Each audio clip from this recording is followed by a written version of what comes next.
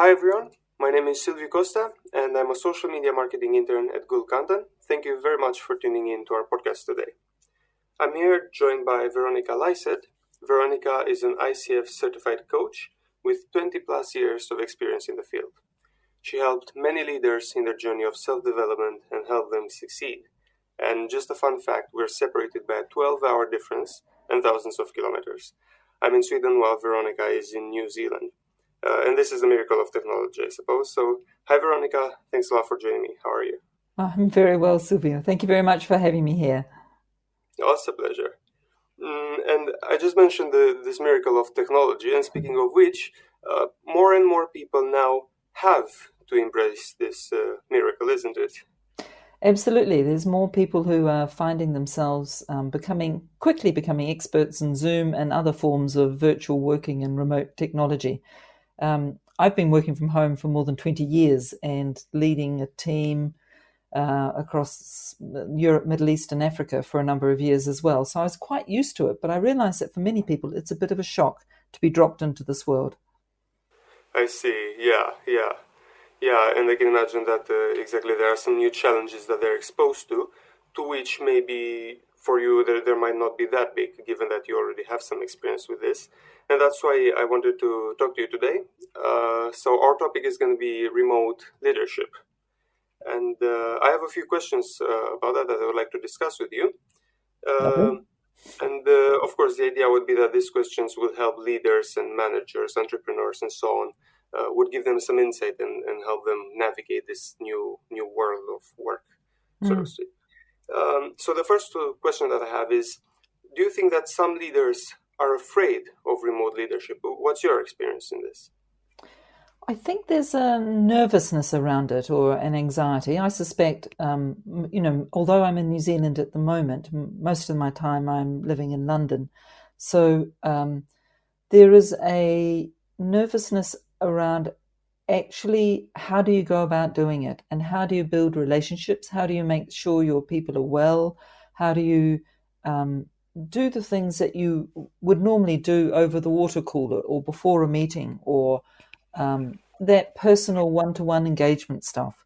I think Right. people are a bit more wary about not being able to do that, and that changes the relationships of at work. hmm I see. And about this, because you mentioned the water cooler, for example, I was wondering how important are body language on all the nonverbal communications for leading, for example. Well, I think that they are important, and probably the biggest thing when you are leading remotely is that you have to make the unconscious stuff conscious. You have to verbalize it. So, for example, you may say to your team at the beginning of a meeting, okay, we're going to have 15 minutes for everybody to check in and say how you are and what's happening in your world. Are all the family okay? Because to be honest, the pandemic is worrying for many people and the other things are still going on. So their primary may be others, or it may be that they're working from home and they're alone on their own. And how are they dealing with that? Now, they may not wish to, open up in front of a whole group, but it's just to Yeah. check in and make sure that everybody's basically okay. Maybe have a bit of a laugh. I know one team that plays a game once a week. They just get Mhm. together and they play an online game. And so it's to find those small exercises to connect when it's not just about the topic of work. Um, Right, I see. Yeah, yeah, that sounds really cool, actually. So basically, the idea would be that you try to substitute all these nonverbals and everything that is lacking through just new ways of interacting, basically. yes. And the non-verbals, I think if you are like today, I'm well dressed on the top half, but the bottom of me's got a pair of sweatpants on, and that's kind of nice. For sure. Because that's the relaxed bit about working from home. So let's enjoy that bit while we can. Yeah, for sure. I mean, I know I have my pajama pants on, so I see. So we already mentioned something because my next question was, what can leaders do to help their employees to adapt this new way of working? So one thing would be indeed to create this this room for interaction ultimately. Is there something else that leaders could do? Yes, I think that it's the regular contact. So a regular one-to-one conversation, and in that regular one-to-one conversation, it is you of course you're going to be discussing what the work's coming up and what's happening with that. But it may be Right. if there's anything else, it's just kind of extending it, like simply to start the one-to-one conversation with "How are you?" Um, you know, how are you Yeah, doing? just the simple things. It's a simple Yeah. thing. Like you would say if you're standing around the water cooler, or you might say, "Oh, I hear that in your country the COVID's quite nasty at the moment," or it's getting better, or whatever it is. It's to have a human interaction as well as the relationship between leader and colleague, or team leader, or manager to the person that works for them. So Yeah. Yeah. it's to be conscious about making a relationship with each other. Right. Yeah, this is really interesting, and it sounds to me like it's also taps into the organizational culture a bit, doesn't it? It does, and organizations build culture because culture is essentially how do we do things around here? What's the norm in this place? So if you are a leader of a team and you're finding that you have a remote team now, it's, well, what's the culture of our team? So as a leader of that team, when you get together, do you say you're on a one-to-one call, are you saying to that person, how are you? Are you being consistent about that? They may not wish to answer sometime, or they may just be waiting for you to say, "How are you?" And that Right. trust is also built around small things. So if you say that you're going to do something by a particular time, then you do it by a particular time. Hmm. If you as a team agree that the way forward is to do X, Y, and Z, and everybody does X, Y, and Z, then Yeah. you're building trust. Now, the second part of Lencioni's model is a commitment, so that people are then committed to what they've agreed to. And, it goes further up, it essentially looks at being able to challenge each other and have a healthy difference of opinion, and then being able to hold each other to account, and then essentially that leads to good results. So it's there's no difference in the principles of how you do that between being live team versus remote team, but it's the how you do it that needs to be more conscious. When you're a remote leader, you need to be thinking, okay, how do I build trust? What exercises can I put into our team meeting that will help it build trust? One may be to say, to rotate who chairs the meeting, for example, so that everybody's got that ability to think about how they work well together, and who can lead in that moment. So there are many ways of doing that, and I'm deliberately not being particularly prescriptive, because essentially I'm a coach, and I don't know as a listener what is the best way for someone to be. What are the details of that? What I do know is that it needs to be consistent, and you need to be building that trust with your team, even though it's remote, and not letting it drop and saying, "Oh, we'll get back together soon." No, it's too late. You need to Right. be keeping that connection, probably even more so, keeping that connection, even though you're at a distance. Right, I see. Yeah, yeah, and it sounds really interesting that you said this. That you mentioned that basically there are some principles that are applied even face to face, but then leaders just need to find a way to apply these principles, yeah, in a remote way. I think yeah, that's really reassuring for a lot of leaders to hear, because I can imagine that yeah, a lot of leaders just don't know what to do, and yeah. Yes. Yeah. Um, and also now moving a bit to leaders, Mm, I read some articles recently, and I saw that some of them were talking about some traits that leaders have that make mm. them successful in managing online teams, while some other articles were talking about skills. Mm. What is your view of this? Is it more about the traits? Is it about the skills? So I think it's a bit of both, and I don't mean to be obstreperous, but I'm just saying that I do think it is both, because I've been doing some research with leaders who are going into the world and doing good. Mm-hmm. And what I'm finding is that there are three characteristics. One is that they have a purpose, that Mm-hmm. they are aiming to, do something that particularly assists the world or does some good in the world. Um, Another is that they are focused on their people, so enabling their people to grow. And another is that they have some awareness of themselves and others. So I'm kind of calling that more the traits, more the characteristics. And then there are some specific skills that are on top of that. Mm-hmm. One is that they practice what they preach, would be the slang way of saying it, or they act as a role model. Right. If they say they're going to do, if they're asking their team members to do something, they also do that.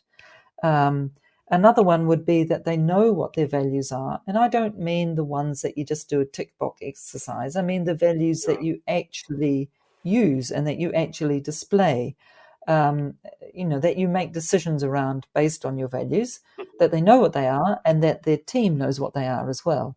And then the third one, which I would consider a skill that um, as a world we need to do more of, is to learn how to listen, and to listen really well, and to, when you hear whatever you hear, to be flexible and curious about the response. So if you hear something that you bristle at because it doesn't agree with what you think or what the culture or the policy is, Mm-hmm. it's to stay curious.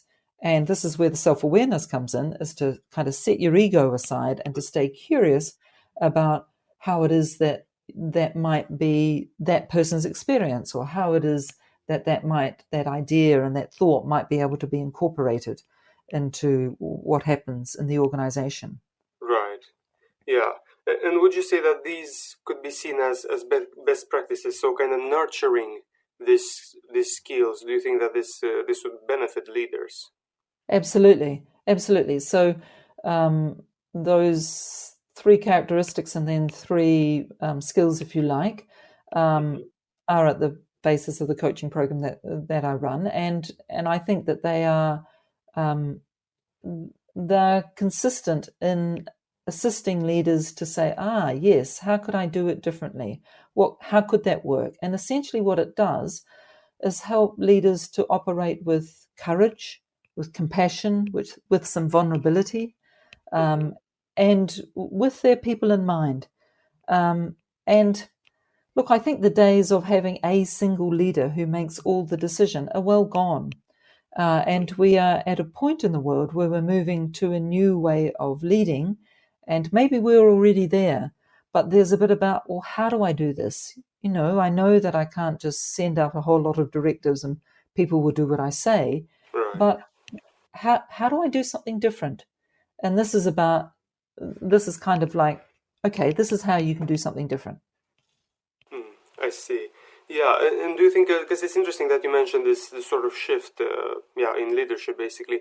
Do you think that Mm. the pandemic is gonna help with this shift? Is it gonna make it faster or slower? What's your view on this? I think it makes it faster, actually, because there's a few things that I think are quite useful. One is that um, there has suddenly become more flexibility about the way people work, and essentially, as long as you've got access to internet, wherever you are doesn't really matter. And Right. for many people, and I'm talking about, white collar workers who are doing office, essentially office based roles, or maybe not, maybe not even office based roles. There's so many jobs that seem to have made the transition to being online. You think of the events industry, Yeah. that was huge. People going to conferences all around the world, and suddenly they're doing them all online. And okay, it's taken a wee while to settle into it, but they're springing up everywhere, and it's like, great. Okay, so these people, the events are still happening, the knowledge is still being exchanged, people are still learning. So there's many roles, and I think what that does is allow flexibility in the way that people can work. I suspect that that's good for those raising children. I suspect that's good for those who would prefer to work different hours. Um, and it may be useful across time zones as well. I see, yeah, and I actually see your point now because indeed, then this new way of working definitely would require a new way of leadership as well. Yes. So it all goes back to what you said. Yes, I look, and this is slightly an aside, Silvio, but I was presenting at an online conference in Kenya, Hmm. and somebody asked me what I thought of Trump's leadership, Oh, and I said I thought Trump was a gift because he had given us a way of leading that many people have said, no, we don't like that. So it had given a counterpoint for a way of leading that is people-centered, people-oriented. In my country of New Zealand, the Prime Minister Jacinda Ardern did a very good job on two things. One was after we had some shootings in a mosque. She led the country through changes as a result of that, and with compassion and kindness. And then during the pandemic, she led from her values, and the values were very solidly that she didn't want to see the loss of New Zealanders, the loss of life. So, okay, that led to policies that some people like and some people don't. But it's very solidly values-based leadership with compassion and courage, and it's the sort of things that we're talking about in the way that leading can be a little bit different. right. Yeah, yeah, definitely. And of course, looking at the numbers that New Zealand has with Corona, for many months it was the only country in the world that had no cases. So I guess that tells a lot.